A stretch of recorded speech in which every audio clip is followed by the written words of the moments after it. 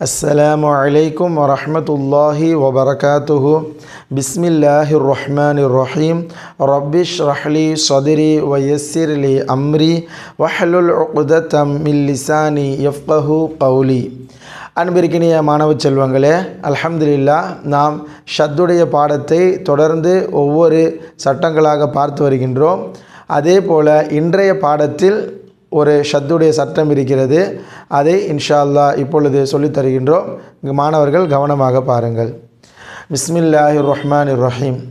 இன்றைய பாடத்தில் நாம் எதை பார்க்க போகிறோம் என்று சொன்னால், தன்வீனிற்கு பிறகு ஷத்து வந்தால், தன்வீன் என்று சொன்னால் நமக்கு தெரியும், தோ ஜபர் தோ ஜேர் தோ பேஷ், அரபியில் ஃபதஹத்தைன் கஸ்ரத்தைன் வம்மத்தைன் என்று சொல்லுவோம்.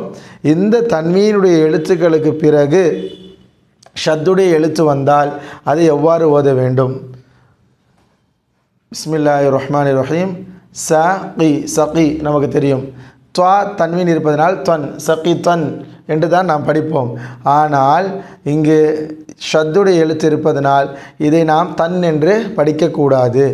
தன் என்று படிக்காமல் இதில் இருக்கக்கூடிய ஒரு ஃபத்ஹாவை நாம் விட்டுவிட்டு அடுத்து உள்ள இந்த ஷத்தோடு சேர்த்து விட வேண்டும். துவா இ தொய் என்று படிக்க வேண்டும். இது நாம் எவ்வாறு ஏற்கனவே பார்த்தோம். இரண்டு ஃபத்ஹா இருக்கிறது என்று சொன்னால் ஒன்று ஃபத்ஹா, மற்றொன்று நூன் சாக்கீன். அதனால்தான் அன் என்ற சப்தம் வருகிறது. நாம் ஏற்கனவே பார்த்தோம். இந்த நூன் சாக்கீன் இந்த ஒரு ஃபத்ஹாவிற்குள் இருக்கிறது. எனவே நூன் சாக்கீன் எப்படி நாம் இதற்கு முன்னால் பார்த்த பாடத்தில் சுக்கூனுக்கு பிறகு ஷத்து வந்தால் இந்த சுக்கூனை விட்டுவிட வேண்டுமோ அதே போல் ஒரு ஃபத்ஹாவை விட்டுவிட வேண்டும். எனவே துவா இ தொய் ய தொய்ய ஊ லூ என்று ஓத வேண்டும். இதுதான் இன்றைய பாடம். தன்வீனிற்கு பிறகு ஷத்து வந்தால் ஒரு ஃபத்ஹாவை விட்டுவிட்டு ஒரே ஒரு ஃபத்ஹாவை மட்டும் அது ஷத்துடைய எழுத்தில் சேர்க்க வேண்டும். ஏனென்று சொன்னால் அந்த ஒரு ஃபத்ஹாவிற்குள் நூன் சாக்கீன் இருக்கிறது. நாம் இதற்கு முன்னால் பாடத்தில் பார்த்தோம், சுக்கூனுக்கு பிறகு ஷத்து வந்தால் சுக்கூனை விட்டுவிட வேண்டும். அதை தான் நாம் இங்கே பார்க்கின்றோம். சகி, சகி தொய், சகி தொய் ய ஊ லூ, சகி தொய் ய ஊ லூ.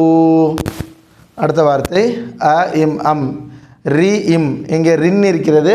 அதே போல் இங்கே இருக்கக்கூடிய ஒரு கஸ்ராவையும் விட்டுவிட வேண்டும். என்று சொன்னால் இதற்குள் ஒரு நூன் சுக்கூன் இருக்கிறது. அதாவது சுக்கூனுடைய எழுத்தை நாம் விட்டுவிட வேண்டும். ஏனென்றால் ஷத்துடைய எழுத்து வந்தால். அப்போ ரி இம் ரிம். அம் ரிம் ம, அம் ரிம் ம ரீ ஜின். இங்கே ஜின் தான் படிக்க வேண்டும். என்று சொன்னால் அடுத்து எந்த ஒரு ஷத்துடைய எழுத்தும் இல்லை. அப்போ ஜின். அம் ரிம் மரீ ஜின். அல்ஹம்துலில்லாஹ். அடுத்த வார்த்தை ஹ மீ, மத்தாவுடைய பாடம். ஹ மீ மூ யூ மூ என்று சொன்னால் இந்த ஒரு தம்மாவிலும் ஒரு நூன் சுக்குன் இருக்கிறது. அதை நாம் விட்டுவிட வேண்டும். என்று சொன்னால் அடுத்த ஷத்துடைய எழுத்து இருக்கிறது. மீ இம் மூ யூ மூ. ஹமீ மூவ,